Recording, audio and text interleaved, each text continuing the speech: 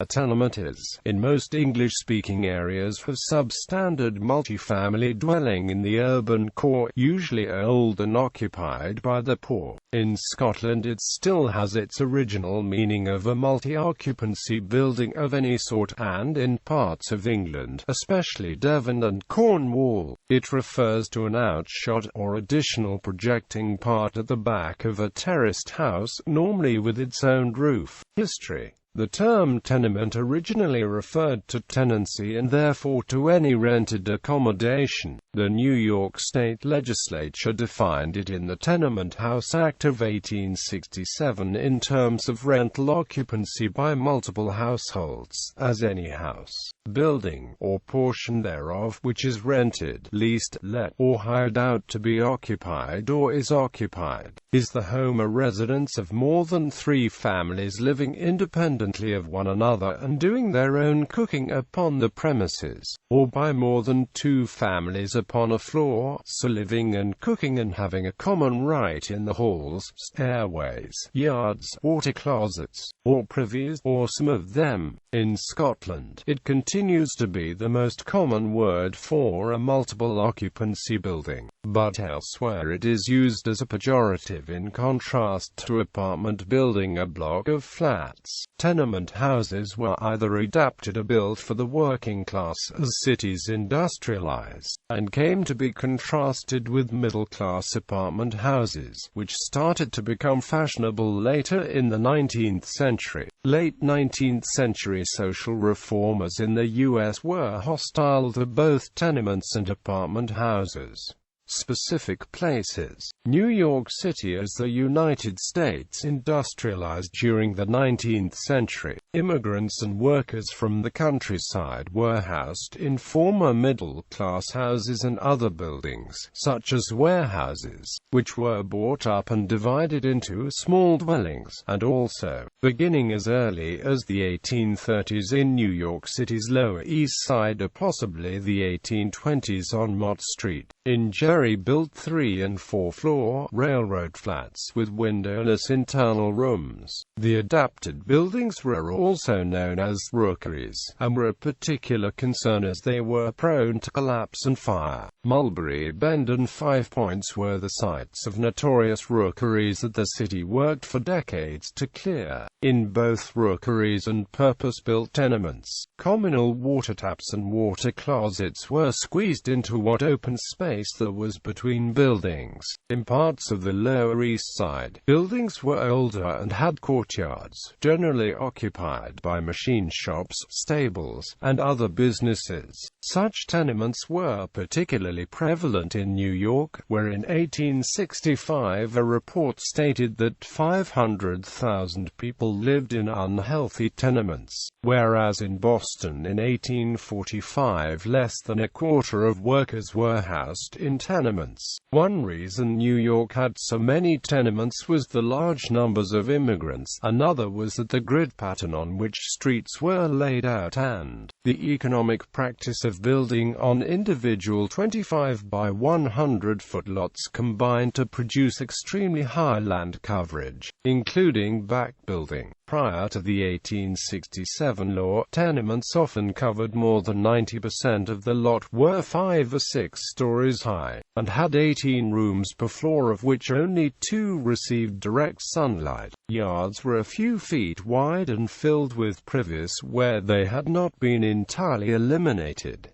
Interior rooms were unventilated. Early in the 19th century, many of the poor were housed in cellars, which became even less sanitary after the Croton Aqueduct brought running water to wealthier New Yorkers. The reduction in well use caused the water table to rise, and the cellar dwellings flooded. Early housing reformers urged the construction of tenements to replace cellars, and beginning in 1859 the number of people living in cellars began to decline. The Tenement House Act of 1867, the state legislature's first comprehensive legislation on housing conditions, prohibited cellar apartments unless the ceiling was 1 foot above street level, a required 1 water closet per 20 residents, and the provision of fire escapes, and paid some attention to space between buildings. This was amended by the Tenement House Act of 1879, known as the Old Law, which required lot coverage of no more than 65%.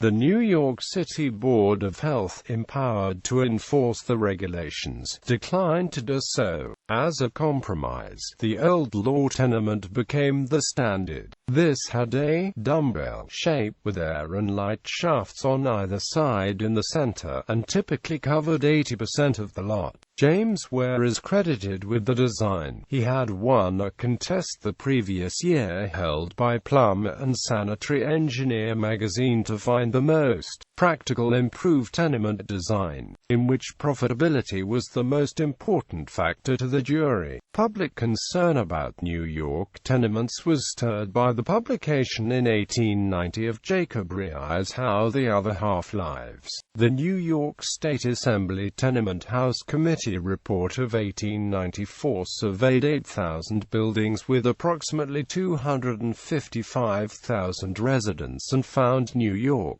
to be the most densely populated city in the world, at an average of 143 people per acre, with part of the Lower East Side having 800 residents per acre, denser than Bombay. It used both charts and photographs, the first such official use of photographs, together with the publication in 1895 by the U.S. Department of Labor of a special report on housing conditions and solutions elsewhere in the world, the housing of working people. It ultimately led to the passage of the Tenement House Act of 1901, known as the New Law, which implemented the Tenement House Committee's recommendation of a maximum of 70% lot coverage and mandated strict enforcement, specified a minimum of 12 feet for a rear yard and 6 feet for an air and light shaft at the lot line at 12 feet in the middle of the building, and required running water and water closets in every apartment and a window in every room. There were also fire safety requirements. These rules are still the basis of New York City law on low-rise buildings, and made single-lot development uneconomical. Most of the purpose-built tenements in New York were not slums, although they were not pleasant to be inside, especially in hot weather, so people congregated outside, made heavy use of the fire escapes, and slept in summer on fire escapes, roofs, and sidewalks. The Lower East Side Tenement Museum, a 5-story brick former tenement building in Manhattan that is a National Historic Site, is a museum devoted to tenements in the Lower East Side. Edinburgh and Glasgow tenements make up a large percentage of the housing stock of Edinburgh and Glasgow, Scotland. Glasgow tenements were built to provide high-density housing for the large number of people immigrating to the city in the 19th and early 20th century as a result of the Industrial Revolution, when the city's population boomed to more than 1 million people. Edinburgh's tenements so much older, dating from the 17th century onwards, and some were up to 15 stories high when first built, which made them among the tallest houses in the world at the time. Glasgow tenements were generally built no taller than the width of the street on which they were located, therefore, most are about 3 to 5 stories high.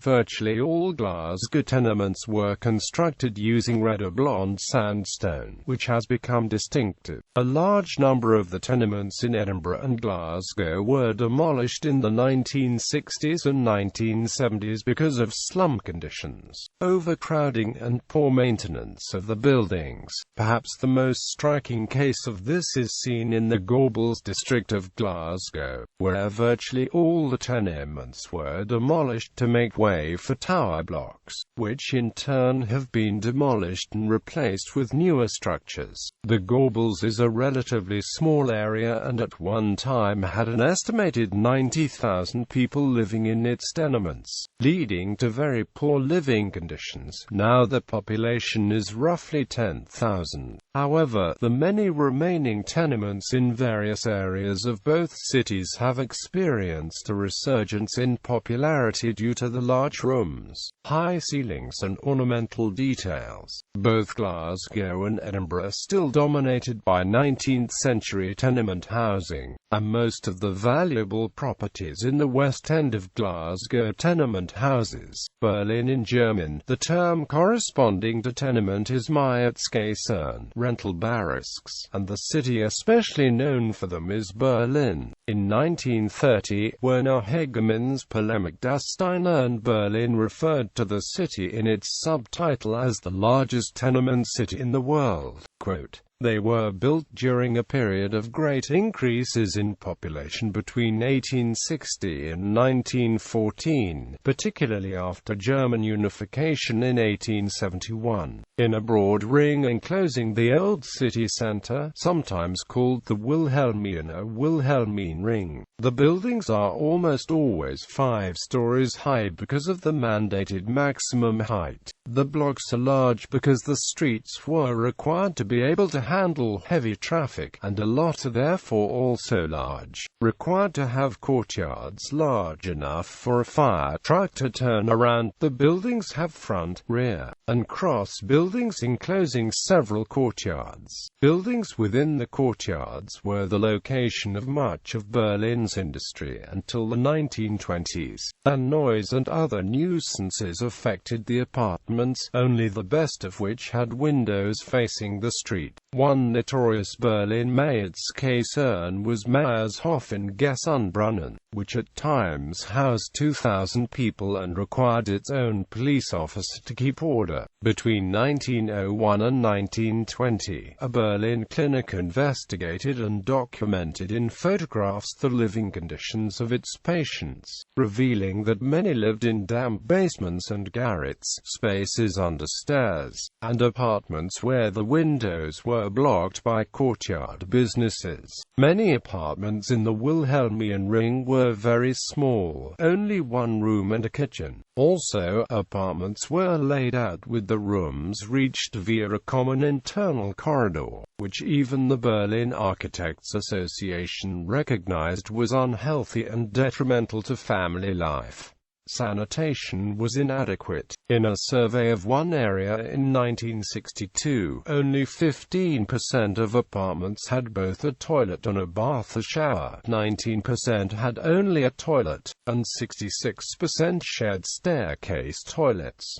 Heating was provided by stoves burning charcoal briquettes. Buenos Aires. In Buenos Aires, the tenements, called conventillos, developed from subdividing 1- or 2-story houses built around courtyards for well-off families. These were long and narrow, 3 to 6 times as long as they were wide, and the size of the patios was reduced until as many as 350 people could be living on a lot that had originally housed 25. Purpose-built tenements copied the form. By 1907 there were some 2,500 conventillos with 150,000 occupants. El Conventillo de la Paloma was particularly famous and is the title of a play by Alberto Vaccarezza. Mumbai chawls are found in India. They are typically 4 to 5-story buildings with 10 to 20 colas on each floor, colas literally meaning rooms. Many chawl buildings can be found in Mumbai, where chawls were constructed by the thousands to house people migrating to the large city because of its booming cotton mills and overall strong economy. A typical chawl tenement consists of one all-purpose room, which functions both as a living and sleeping space,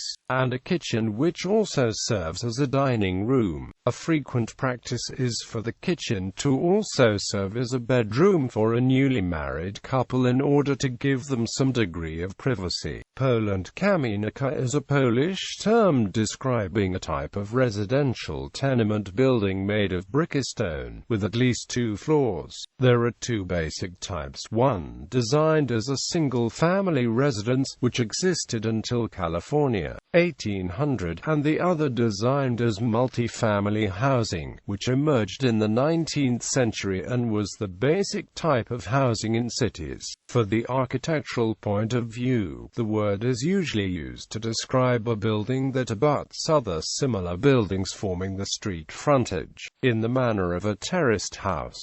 The ground floor often consists of shops and other businesses, while the upper floors are apartments. Caminas have windows in the front, but not in the side walls, since the buildings are close together. The first type of caminica is most prevalent, especially in centers of historical cities such as Kraków, Poznan, Wrocław, and Torun. The name derives from the Polish word kamin and dates from the 15th century.